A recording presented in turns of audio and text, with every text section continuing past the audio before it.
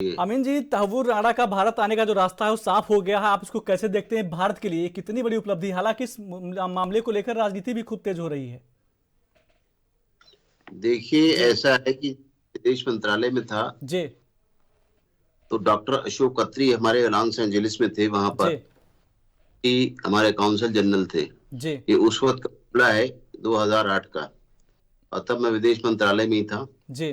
बात है कि तहव्वुर राणा जो है वो खुद तो एक्चुअली बेसिकली जो उसका मूल है वो पाकिस्तान का है, पैदा हुआ।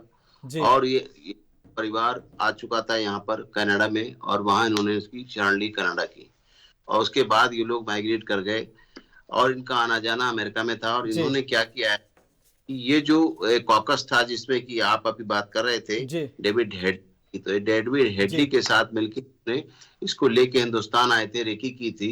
जी। और इन्होंने बम्बई जगह भी दिखलाई थी और सब जगह दिखलाई थी। दिखलाने के बाद ये वापस चले गए थे, ये वीजा लेके वहां से आए थे।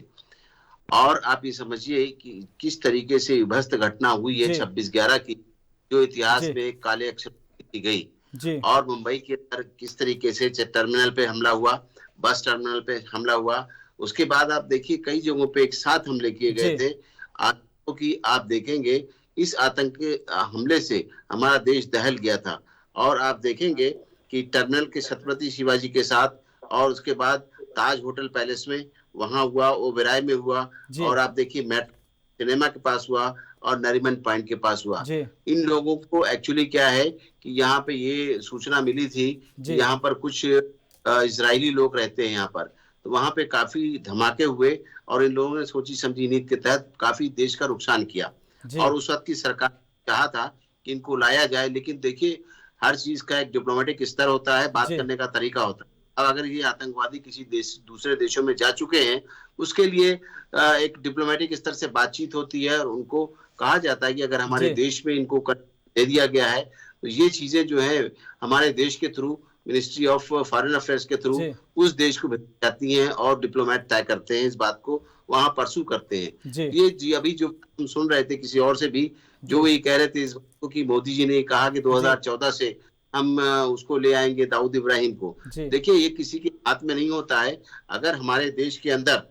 अभी आपको मैं बता दूं, हमारे देश के अंदर एक ताजा वाकया है जी। जो अभी हमारे देश के अंदर आ चुकी हैं, वो है शेख हसीना। आप जी। देखिए वहां से आई हैं, और आने के बाद हमने उनको जगह दे दी है। जी। ये सब पॉलिटिकल अलाइनमेंट है, और पॉलिटिकल के साथ में त्यारापण। और उसके साथ में वहां पर भी देखा जाए तो ये लोग जो जा चुके हैं, तो ये लोगों के वहां पर अपने पुराने इतिहास है, उनके साथ हिस्ट्री है, इसके साथ जुड़े हुए हैं वहां पर। और एक बड़ा कॉकस है वहां पर। जी। वहां पर ऐसा नहीं है आप ले आएंगे आसानी से।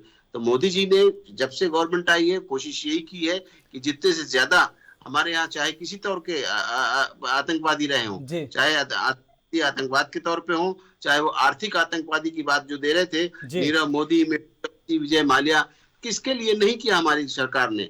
ये हमारे देश की सरकार जो है हमेशा आंख मूंद कर सो नहीं रही है। जी। 14 के बाद जब सरकार आई है, तब शुक्ला ज्यादा जी से आएंगे अभी। ज्यादा जिसका जी। नतीजा देखिए, देखिए जी। इसका नतीजा है कि देखिए इस केस में भी आपको याद होगा 6 अमेरिकन भी मारे गए थे, जी। 166 मारे गए थे। जिसकी जो बात करनी चाहिए वो करनी चाहिए। इस तरह की बातों से नहीं होगा कि ये नहीं हुआ और वो नहीं हुआ। होने के लिए सब होता है, लेकिन जी। एक तरीका है। विदेशों में बैठे हैं, अगर उनको हम तभी तरीके से निकाल पाएंगे जिसके लिए आज हम भारत के अधिकारियों को और यहाँ की सरकार को और हम देश के प्राइम मिनिस्टर को जी। धन्यवाद देते हैं इस बात। इन्होंने अपने एफर्ट्स के साथ में जी। इस तहव्वुर राणा को, जो कि एक विदेशी मूल का है, जी। उसको हम अपने देश में प्रत्यार्पण करके ले आ रहे हैं, तो बहुत बड़ी एक विजय है। ऐसा नहीं है। जी। और धीरे धीरे जो लोग हैं वो आएंगे, आज नहीं कल आएंगे, लेकिन आएंगे जरूर।